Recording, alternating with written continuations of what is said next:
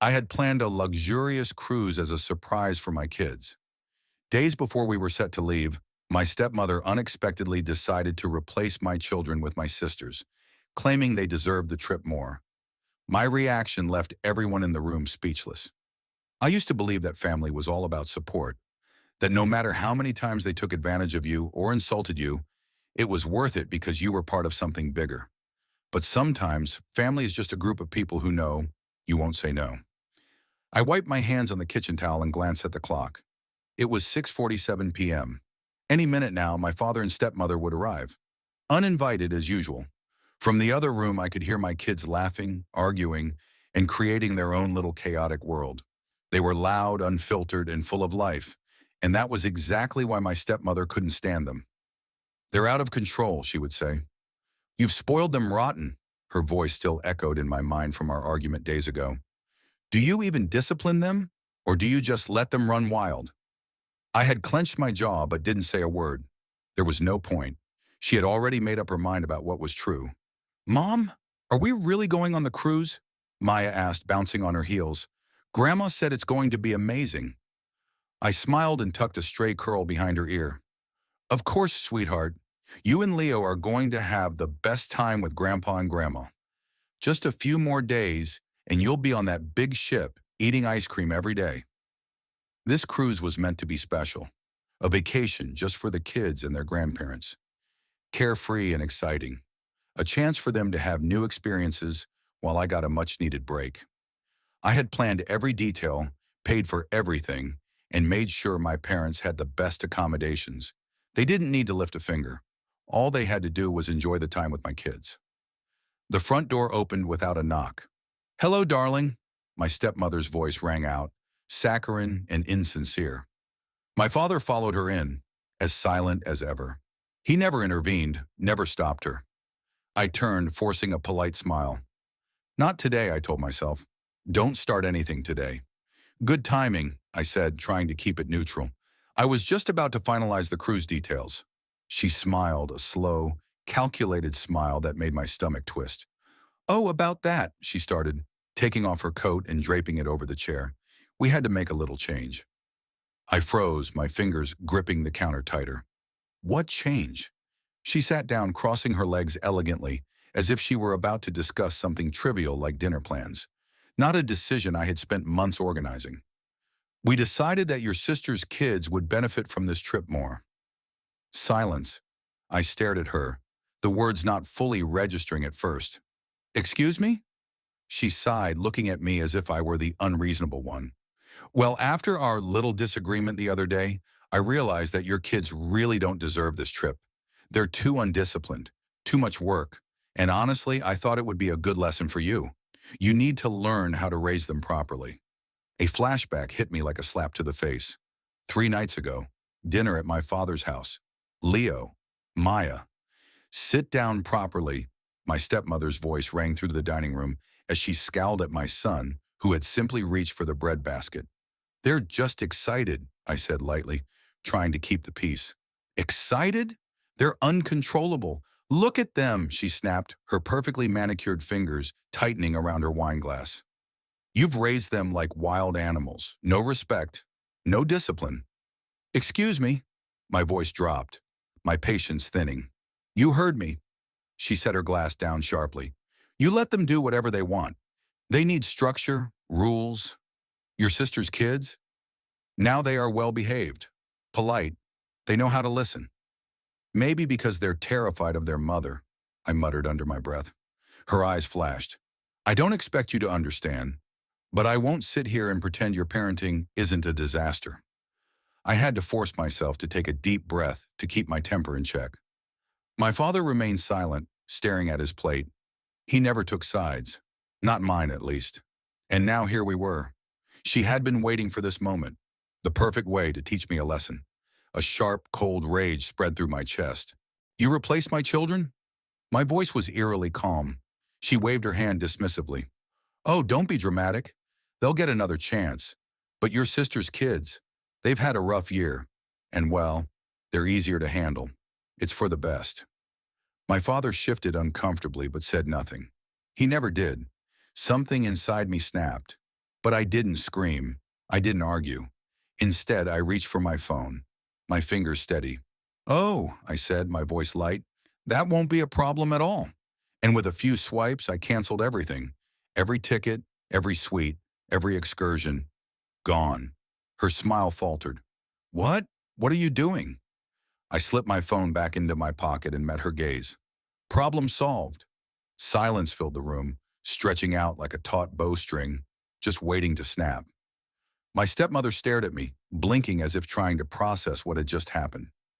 My father shifted in his seat, his discomfort now showing as he cleared his throat.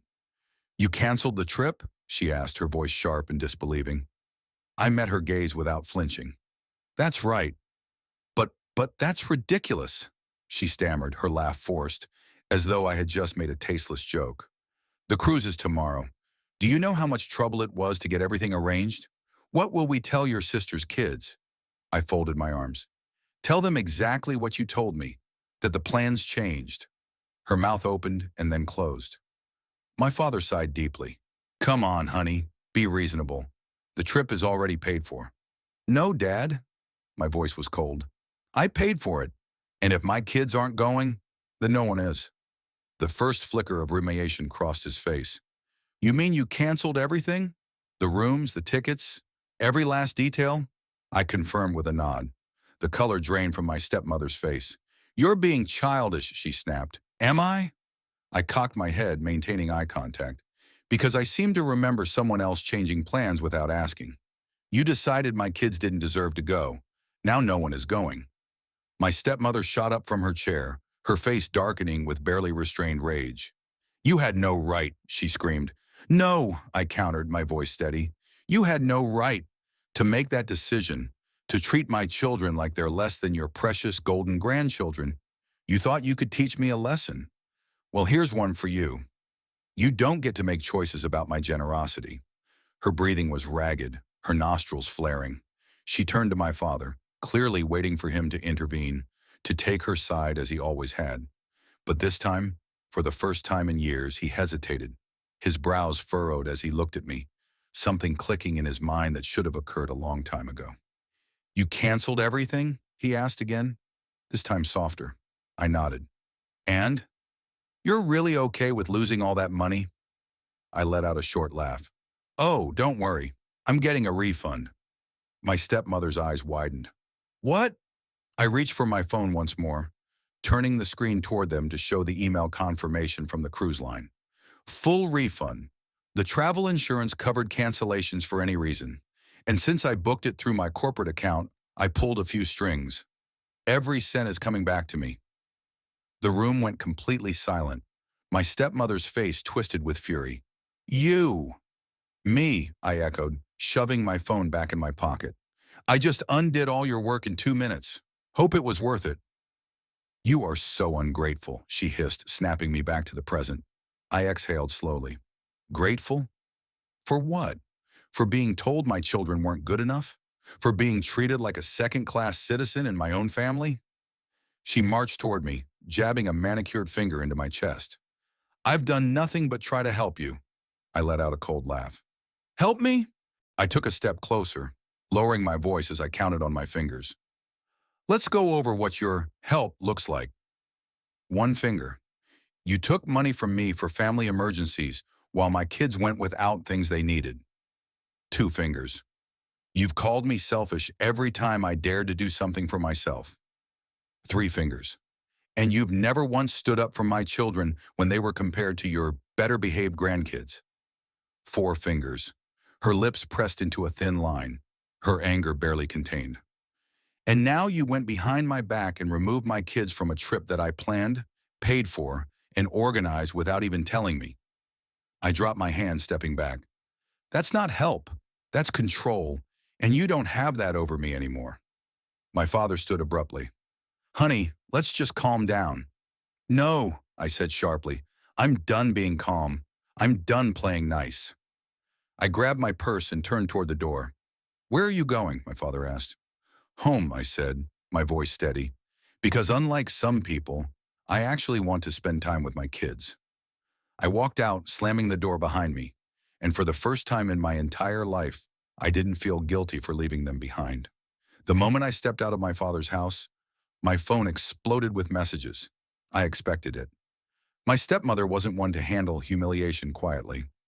I unlocked my phone as I walked to my car, scrolling through the notifications. Missed calls. 3. Dad, missed calls. 5. Stepmother, new message. Stepmother, you are being ridiculous. Call me back now so we can fix this mess. New message. Stepmother, you will apologize for your behavior. I don't care how angry you are. You will not ruin this trip for your father. New message. Dad, sweetheart, can we talk? I snorted. Now he wanted to talk?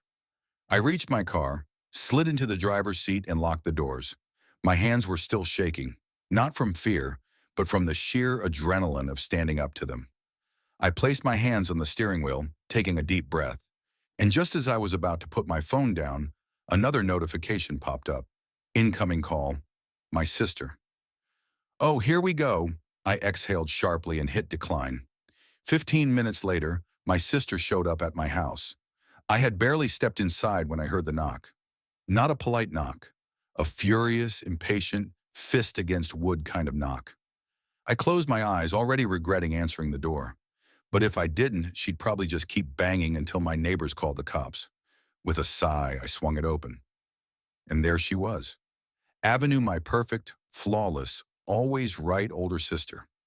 Her blonde hair was pulled into a sleek bun, and her makeup was flawless, despite the late hour.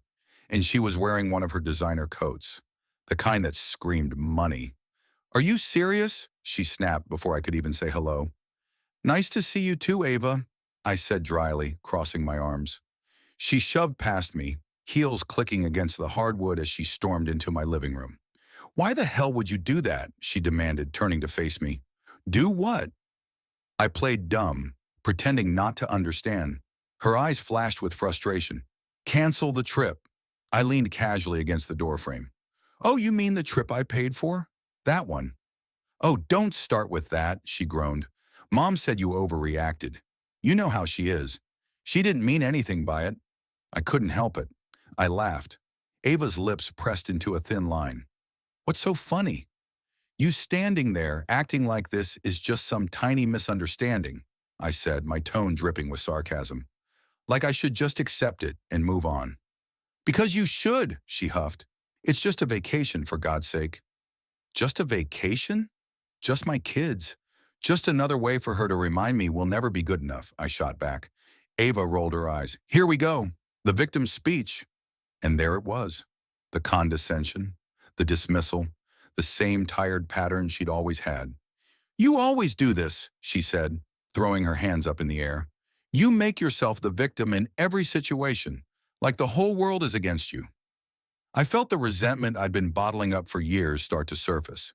I didn't make myself the victim, Ava. Mom did that for me when she decided my kids weren't worthy of a trip I paid for. She crossed her arms, clearly trying to remain calm. She never said they weren't worthy.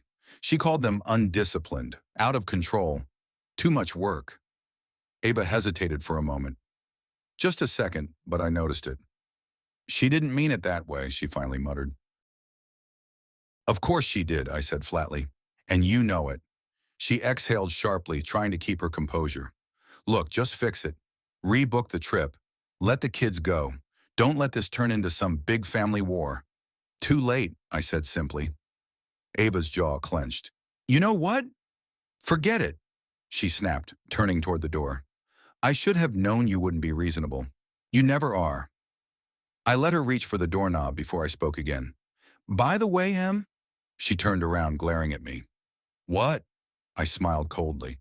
Since you're here, you can let Mom know she'll be getting the bill for the non-refundable deposits. For the first time, real panic crossed her face. Wait, what? What deposits? Oh, you didn't think everything was refundable, did you? I tilted my head. The excursions? The VIP dinner? The upgraded suites? Those were special requests I added just for them. And those? They're non-refundable. Her mouth opened and closed, struggling for words. How much? She asked, suddenly cautious. I grinned. 12,000. Ava's face drained of color. You're lying. You really want to test that theory? I pulled up the confirmation emails on my phone and showed her the balance. Her hand flew to her mouth. Oh my God, Mom is going to lose it. Oh, I know, I said, savoring every second of this. Ava turned toward the door, fumbling for her phone. Wait until she hears about this, she muttered, already typing frantically. I couldn't help myself. Oh, tell her one more thing, I added sweetly. Ava sighed. What now? I smiled. Next time she wants a free vacation, she can book it herself, I said, shutting the door firmly behind her. As I tucked my kids into bed that night, I felt something I hadn't experienced in years. Not regret, not guilt, but relief. For the first time, I had set a boundary. A real, unshakable, costly boundary. And deep down, I knew this was just the beginning. The next morning, I woke up to 23 missed calls, 15 from my stepmother, 5 from my dad, and 3 from my sister. I let out a long breath, already bracing myself for the storm that was about to hit. Sure enough, as soon as I unlocked my phone, the messages came pouring in. Stepmother, I hope you're happy. Your father is heartbroken. I don't know how you can live with yourself after what you did. Stepmother, your sister's kids were excited. Imagine how they feel now. You don't just hurt me, you hurt innocent children. Do you even care? Stepmother, I hope you're ready to explain this to Dad when he calls. I told him everything. Sister, Mom is livid. She's talking about taking legal action. Are you out of your mind? Sister, just fix it. It's not too late. Dad, sweetheart, please call me. We need to talk. I rubbed my temple, already drained, and it wasn't even 7 a.m. yet. Just as I was about to set the phone down, another notification popped up. Incoming call. Dad. I hesitated, then sighed and answered. Hi, Dad. Sweetheart, his voice was worn, like the weight of the situation had aged him overnight. Can we talk?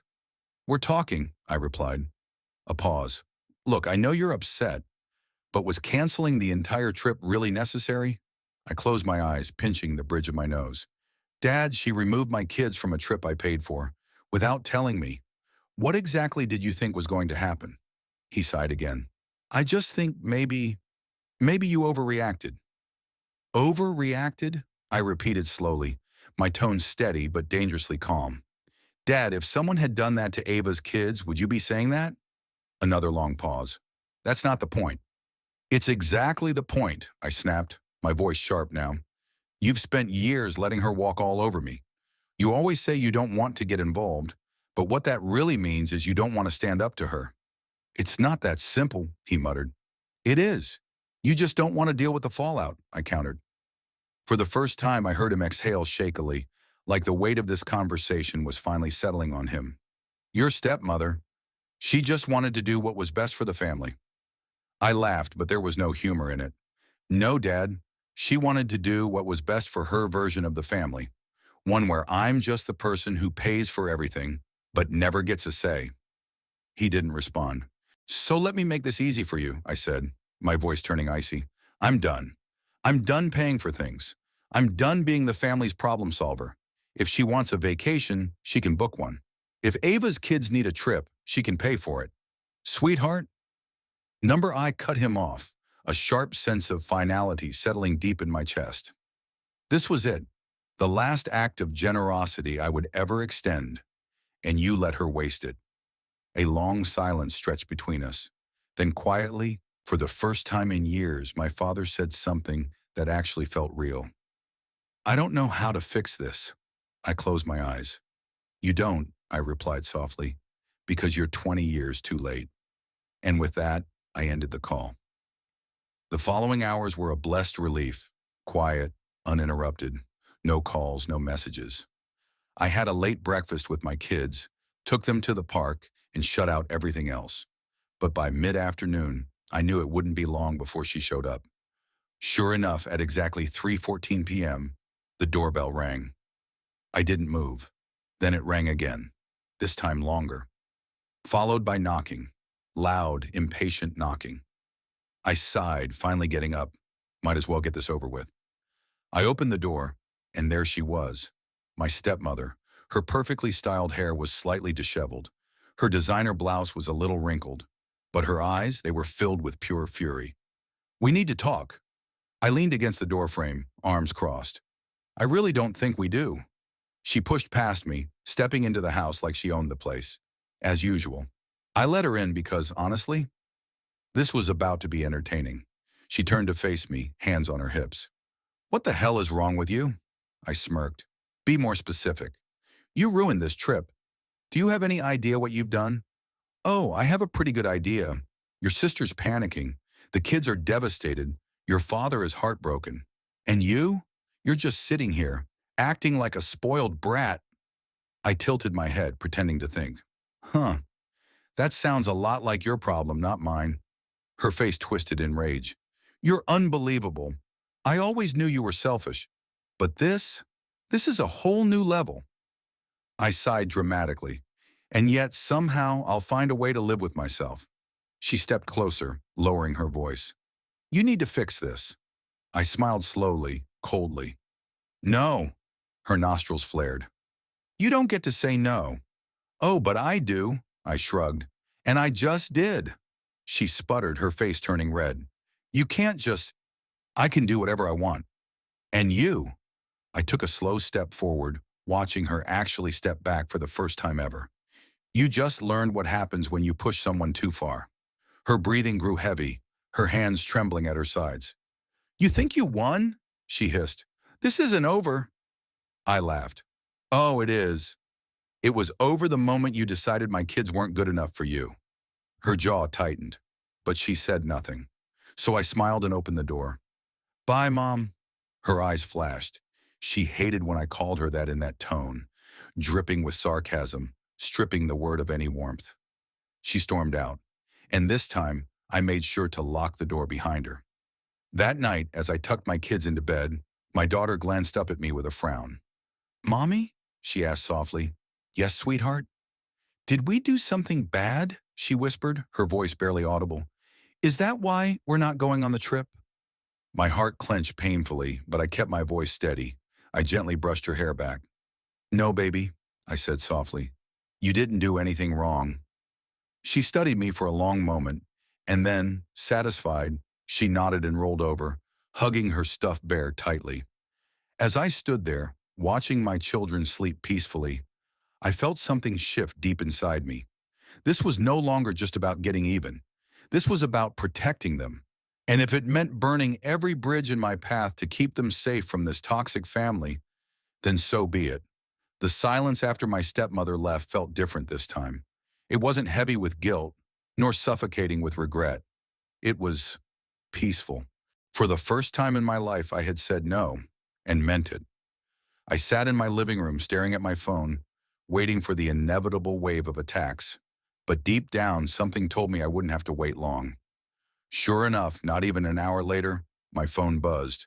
Incoming call. "Dad." I sighed, debating whether to let it go to voicemail. But almost immediately, another notification popped up. Incoming call. Stepmother. Then another. Incoming call. Avenue, I rolled my eyes. They were desperate now. And desperate people? They made mistakes. I let all of them go to voicemail. But Ava wasn't one to give up easily. Within seconds, my phone buzzed again. New message. Avenue, pick up the phone. Mom's losing it. Dad's freaking out. You need to undo this now. New message. Avenue. She's talking about getting lawyers involved. I smirked. Oh, this just keeps getting better. I tapped my fingers rhythmically against my knee, letting the idea settle in. They wanted to play dirty? Fine. I'd show them just how dirty I could get. I opened my email and scrolled until I found exactly what I was looking for. A contract. A fully executed contract. I clicked on it, letting the text sink in, a smile slowly forming on my face. Oh, they were going to hate this. Flashback 2 months ago. "That's a lot of money," my coworker Derek had remarked, eyeing my screen. "I know," I muttered back. "You sure you want to put it all toward the cruise?" "It's for the kids," I responded automatically. But something nagged at me. "And your stepmother? You trust her with this?" Derek raised an eyebrow. I hesitated. "Number, I don't trust her. Not even a little. Exactly. Then protect yourself, he suggested with a shrug. Get something in writing. A contract. Make it official. I stared at him in disbelief. A contract? Yeah, just something simple. A document that states they agree to certain conditions since you're paying for everything. If they break the agreement, they owe you. A slow grin spread across my face. Derek, you're a genius. Present day. I clicked forward on the email and sent it directly to Ava. It took only 30 seconds for my phone to ring again. Incoming call, Ava. This time I answered. What the hell is this? She screeched before I could even get a word in. I leaned back into my couch, a smile creeping onto my face. That, dear sister, is a legally binding agreement. You can't be serious. Oh, but I am. You're actually making Mom pay you back? She agreed to my terms when she let me cover the entire trip, I replied flatly. She accepted my money. She signed a contract. And now? Now she's in breach of that contract. So yes, she owes me. Silence. Then in a quieter, angrier tone, Ava muttered, Mom is going to lose her mind. Well, she should have thought about that before she screwed me over. Ava took a deep breath, trying to calm herself down. Okay. Let's just be reasonable. Maybe we can work something out? Oh, now you want to negotiate, I asked, genuinely amused. Look, we can figure this out without lawyers, right? She said quickly. Maybe Mom can pay you back in installments? Or maybe you can just… No. What do you mean no? I mean no, Ava, my voice hardened. Mom always gets away with this crap. She manipulates. She twists things. She does whatever she wants and you and Dad let her. Well, I'm not playing that game anymore. She owes me and she's going to pay it. Ava was silent for a long time. For the first time in her entire life, she didn't have a response. You're serious? She finally whispered. Dead serious. You'd actually sue her over this? If she pushes me, yes. Another long silence followed. Finally, Ava spoke again, this time quietly. This is going to destroy the family. No, Ava, I said calmly, coldly, finally feeling free. This family was already broken. I'm just done pretending it wasn't. And with that, I hung up. That night, I opened a bottle of wine, curled up on my couch, and waited for the fallout, for the inevitable meltdown, for the moment my stepmother realized she wasn't in control anymore. And sure enough, at exactly 9:02 p.m., my phone blew up with calls. Dad, Avenue stepmother. I didn't pick up, because this time I was done. After canceling the cruise and confronting my stepmother, I'm faced with a tough choice. Do I pursue justice in court or try to seek a peaceful resolution? Reddit. Did I make the right choice by standing up for myself? Should I go to court or is it better to try and reconcile?